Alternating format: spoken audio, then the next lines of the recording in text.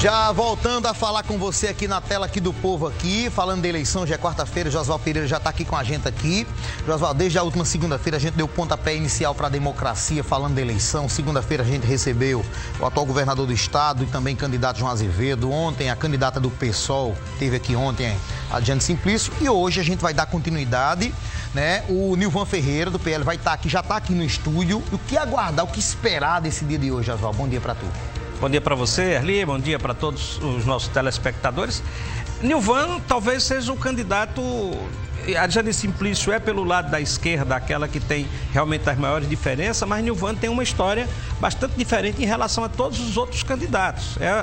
É o único candidato, por exemplo, do sertão do estado da Paraíba, criado,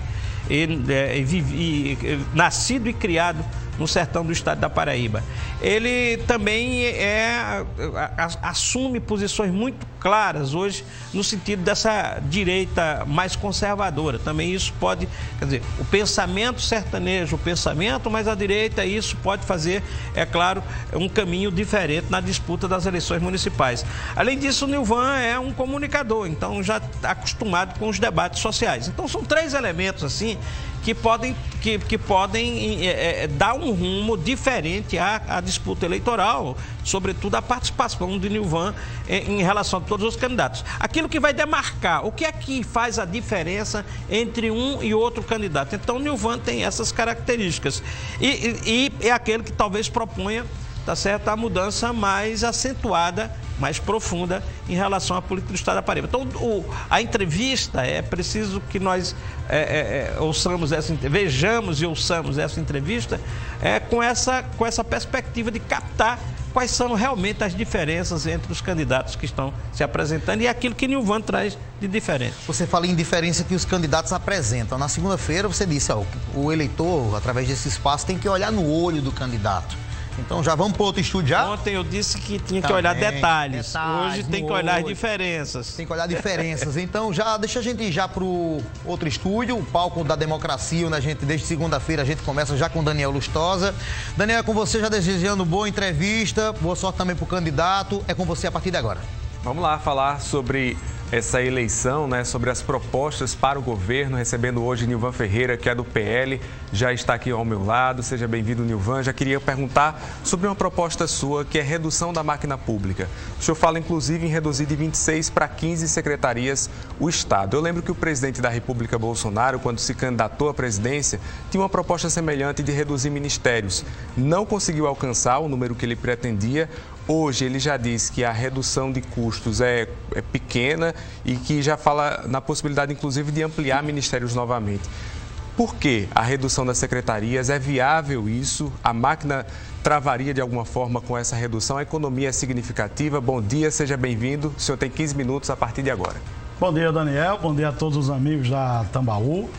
Muito bom estar aqui para a gente poder fazer com que o debate possa fluir em torno dos temas da Paraíba, para a senhora que está aí no almoço, para quem está no trabalho. Muito obrigado por me acompanhar e me assistir para conhecer mais um pouquinho do que eu penso sobre a Paraíba. Nós vamos reduzir a máquina. É questão sine qua non dentro do contexto da economia da Paraíba.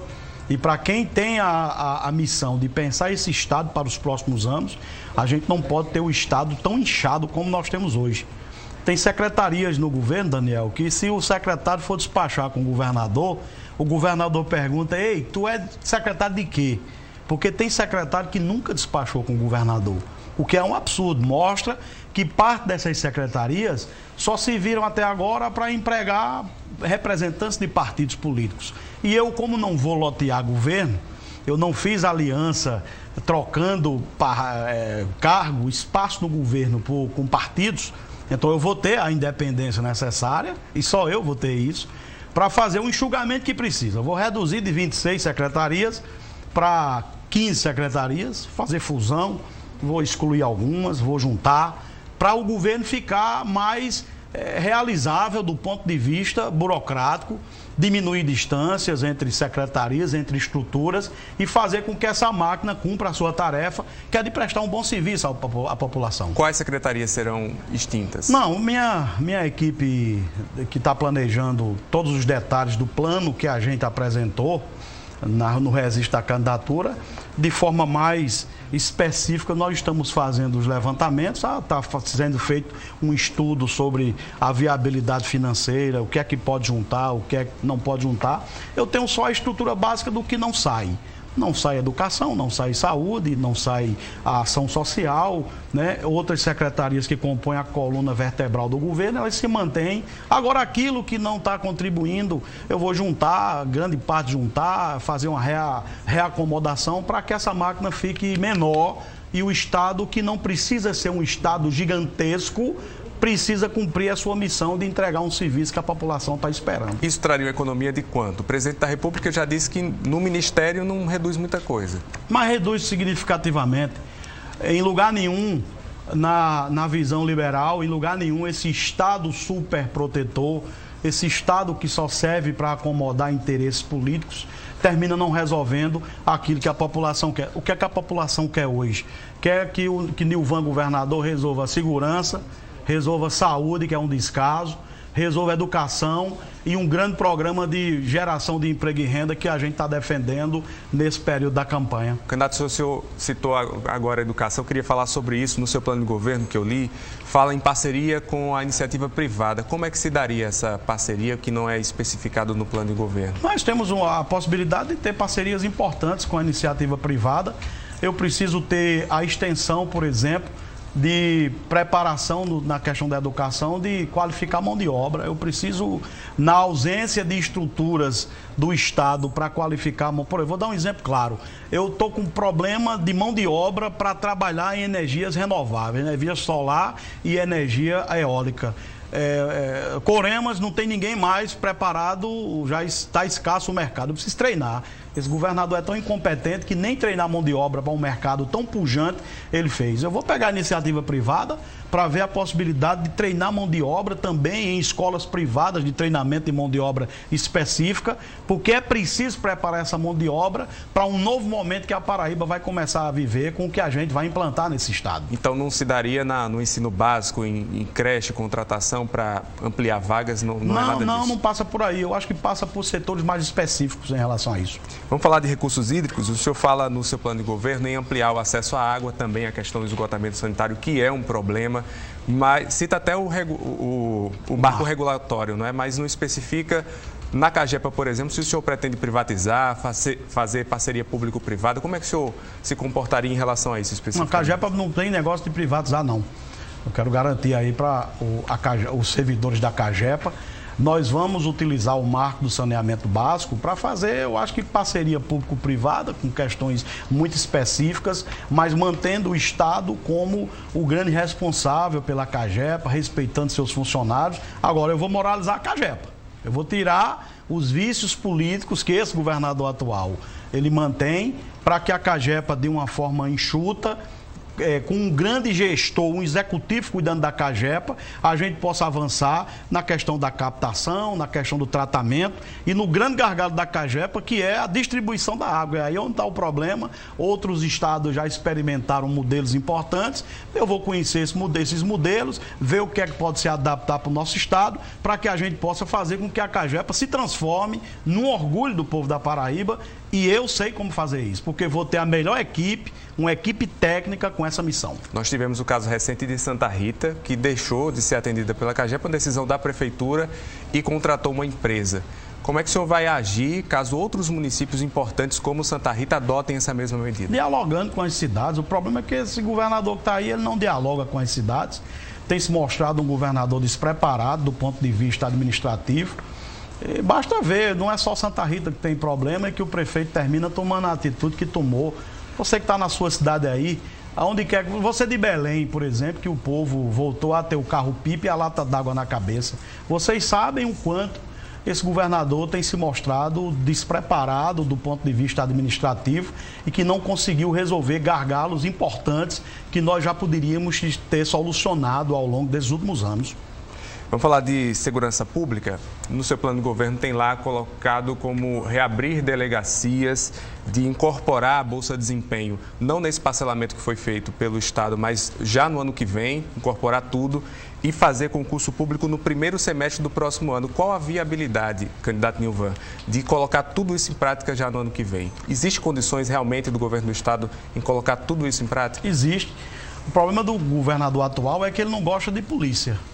Não gosta de segurança pública, desonrou a polícia militar, a polícia civil, a polícia militar, a polícia penal e o bombeiro. Eu vou ser o governador da segurança. Eu sei onde o sapato aperta na hora que as pessoas estão sem poder ir no espetinho, fazer um lanche, numa farmácia, num caixa eletrônico. E não se pode discutir um grande programa planejado, usando inteligência, investimento, para resolver a sensação de segurança da população, se você não cuidar do policial. Eu vou cuidar do policial. Eu entre o jogo do bandido e da polícia, eu estou do lado da polícia. Eu defendo as forças de segurança. A bolsa que o governador quer pagar em 5 anos, parecendo Silvio Santos do Baú da Felicidade, eu vou pagar em 2023 de forma efetiva, de forma integral. E os estudos feitos pela minha equipe já apontam que não quebra o Estado. Ora mais, desviaram o Ricardo Coutinho com o João Azevedo, desviaram 123 milhões da saúde e o Estado não quebrou. Como é que eu vou quebrar priorizando o pagamento da bolsa aos policiais? Então a gente vai fazer isso. E o déficit que nós temos, Daniel, do efetivo da polícia, a gente precisa fazer uma situação planejada a médio e a longo prazo, ao longo dos 4 anos, para a gente recuperar o efetivo da polícia. E isso se recupera fazendo concurso e nós vamos ter que priorizar essa área para a gente recuperar a questão do efetivo da polícia durante os 4 anos que a gente vai estar à frente do governo. Mas, candidato, seu plano que o senhor colocou lá no TSE, registrou lá, não fala o número de delegacias que serão reabertas, quantos concursados o senhor pretende colocar no ano que vem, o valor necessário para incorporar a Bolsa de Desempenho. Esse estudo que o senhor disse que os especialistas da área têm, traz quais números? O governador não sabe disso. Você perguntou isso a ele? Teremos oportunidades de mas perguntar. a gente já veio aqui, você não perguntou. Quem tem a obrigação de saber todo esse arsenal. Eu sei que nós temos hoje 7 mil... Mas se o senhor propõe um plano, nós o senhor temos também hoje deveria ter levantado. Eu tenho uma solução, Daniel. Nós temos 7 mil e poucos policiais hoje, tirando os policiais em situação de adidos, em policiais que estão em outras questões mais específicas, 7 mil e poucos policiais. O nosso déficit, ele é de hoje, era para a gente ter em torno de entre 18 e 20 mil policiais. Eu tenho que pegar essa diferença que eu tenho entre o que existe e o que eu preciso ter para garantir efetivamente a sensação de segurança, policiamento na rua, eu preciso ter 10 mil policiais. Eu preciso de, ao longo dos 4 anos, fazer um planejamento para que ao longo dos 4 anos, a cada ano eu tenha concurso público para 2 mil policiais militares ingressando na tropa para garantir o que eu preciso. Eu já tenho números importantes em relação à Bolsa, é claro, um número que eu tenho ele cheio, mas esse ano o governador já incorporou 20%. Que o Leão e a Previdência já comeram um pedaço, porque quando você bota na cabeça do contra-cheque, a Previdência e o Imposto de Renda já comem uma parte. Então, se eu preciso tirar os 20% que já foi pago, eu tenho mais 80%, eu já tenho esse número. Eu não vou fazer a divulgação de números de quanto eu vou precisar, para não causar uma narrativa diferente que o governo sempre coloca para vender dificuldade para resolver problema do funcionalismo. E na questão das delegacias, as delegacias estratégicas, eu vou reabrir todas. Não dá para você sofrer um problema em Bahia a partir de 5 horas da tarde e você ter que sair de Bahia para a central de polícia no Geisel para encontrar uma delegacia aberta. É questão sine qua non. Segurança pública tem que ter delegacia aberta. A questão da mulher. A mulher sofre um espancamento, uma agressão lá em Tibiri, em Santa Rita, ela tem que sair à noite para a central de polícia no Geisel para encontrar uma delegacia aberta. Nós vamos reabrir as delegacias que Ricardo Coutinho fechou e esse governador que está aí continuou deixando as delegacias fechadas. Na saúde, candidato, o atual governador eliminou os contratos com as OS. O senhor fala muito sobre essa questão relacionada à Operação Calvário. Ele criou a Fundação PB Saúde. Esse modelo de gestão para a saúde, o senhor daria continuidade caso eleito? Eu não vejo problema nenhum de manter. O que eu vou acabar é com a política lá dentro. Agora, por exemplo, estão enchendo os hospitais de contratados, de pessoas. usando como argumento a questão de balançar bandeira nos sinais de trânsito. Nós vamos moralizar a saúde desse estado, Daniel. A saúde precisa cuidar das pessoas. Eu tenho pessoas agora, essa hora, né, quase meio-dia, pessoas sofrendo porque não fazem uma ultrassom, não fazem uma ressonância, uma tomografia. Quem precisa do tratamento de câncer, que mora lá em Cajazeiras, tem que vir para o Laureano para fazer quimioterapia, radioterapia. A saúde não oferece as condições, apesar do alto orçamento que nós temos, que representa a saúde. Nós vamos fazer uma saúde planejada, reequipando os 23 hospitais, manter a PB Saúde sem problema, mas tem que moralizar, tem que fazer com que o Estado cumpra a sua missão social, que é ofertar saúde de qualidade para todos os paraibanos. Quem precisa do SUS é pobre. Rico já tem plano de saúde. E é dos pobres, dos humildes, que eu estou chegando no governo para cuidar, porque eu venho de baixo, eu sei o que o povo sofre e só eu tenho a sensibilidade de entender o que meu povo e minha gente passa todos os dias nas portas dos hospitais. Candidato, a gente está na reta final já da entrevista. Eu queria falar sobre representatividade. Dos 8 candidatos ao governo, o senhor foi o único que se declarou à Justiça Eleitoral como preto. Eu queria saber, no seu plano de governo, nas 45 páginas que eu li, não cita a palavra racismo, não cita preconceito. Eu queria entender quais são as suas propostas para fazer o enfrentamento ao racismo aqui na Paraíba, na condição de governador se eleito. Mas para defender minha cor, não precisa eu estar com mimimi, não, de dizer que nós somos inferiores, não. O senhor acha que existe mimimi nessa questão? Existe. Eu podia aqui estar usando 15 minutos para dizer que o povo tinha que me eleger porque eu sou negro. As pessoas não têm que me eleger porque eu sou negro. As pessoas precisam enxergar que a pigmentação da minha cor, a minha melanina, é apenas um detalhe biológico. Eu preciso ser enxergado do ponto de vista de homem, de conhecedor dos problemas do meu estado e de perspectiva que eu tenho de oferecer condições dignas para as pessoas viverem. Mas na última campanha que o senhor disputou com Cícero Lucena, o senhor disse que no guia eleitoral dele, quando ele falou votar em Nilvan seria dar um salto no escuro, que isso seria caso de racismo. Eu pedi respeito, mas eu não fico com mimimi. O senhor não achou que foi vítima de racismo? Não, eu pedi apenas que ele me respeitasse, mas eu não sou de mimimi. As pessoas não querem Nilvan porque Nilvan é preto ou é branco. As pessoas não fazem escolhas em relação à cor. A escolha tem que ser feita em cima de competência, de preparo e de conhecimento de questões importantes e de situações que podem representar a melhoria na qualidade de vida das pessoas. É isso que precisa estar estabelecido. Eu não sou daqueles que dividem a sociedade para fazer política, não. Temos um minuto, suas considerações finais. Quero agradecer à TV Tambaú, a todos vocês, pedir o povo, pedir a população para não perder a esperança. Nós temos agora um momento muito importante de decisão sobre o futuro do nosso estado. A Paraíba está demonstrando uma grande sensação de que é preciso mudar. Paraíba nem quer quem está hoje no governo, que se mostrou um despreparo completo nas questões mais importantes da nossa Paraíba, e nem quer a volta de quem já foi à frente do governo do estado. É um tempo de mudança e eu represento um forte movimento nessa mudança para a gente cuidar da Paraíba, cuidar da segurança, cuidar da saúde, reduzir impostos. O empresário, o setor produtivo não aguenta tanta carga tributária e, acima de tudo, inaugurar um novo momento de mudança e de transformação. No dia 2, vota 22, vota Nilvan, vota Bolinha, vota Bolsonaro 22 e o meu senador é Bruno Roberto 222. A Rede Tambaú de Comunicação agradece a presença aqui do candidato do PL, Nilvan Ferreira. Amanhã damos sequência à nossa rodada de entrevistas. Vamos receber aqui o candidato do MDB, Veneziano Vital do Rego. Erli. Obrigado, Daniel, agradecer o Daniel, parabenizar o Daniel pela condução, também o candidato que aí, nos trouxe muita informação. Josval já está aqui comigo. Josval, eu perdi as contas de tantos assuntos que foram colocados nesses 15 minutos de bate-papo. Parece que imprensou e muito tema veio. O que daria para a gente pescar e trazer para cá como principal tema dessa entrevista de hoje e a desenvoltura do candidato também, Josval? Olha, fica muito claro na entrevista de Nilvan, primeiro que ele é o opositor talvez mais firme, mais concentrado, o principal opositor do governador João Azevedo. Então ele faz o discurso realmente da mudança, enquanto o João faz o discurso da manutenção, de ampliação dos serviços, Nilvan faz o discurso da mudança mais radical. E é realmente o principal opositor ao governo do estado. É a candidatura de oposição mais clara, mais conceitualmente definida como oposição.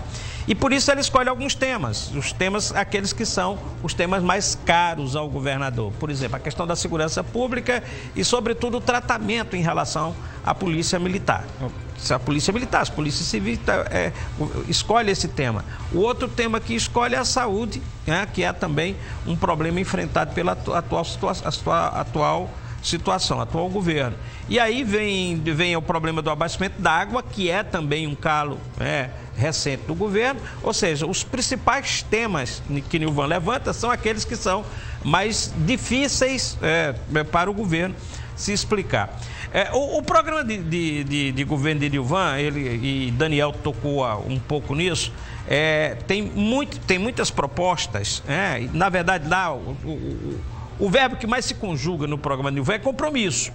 Mas é compromisso. Enquanto no de João Azevedo, por exemplo, está lá a palavra ampliar, tal, no de Nilvan o verbo principal é compromisso. Ele assume muitos compromissos com essa gestão.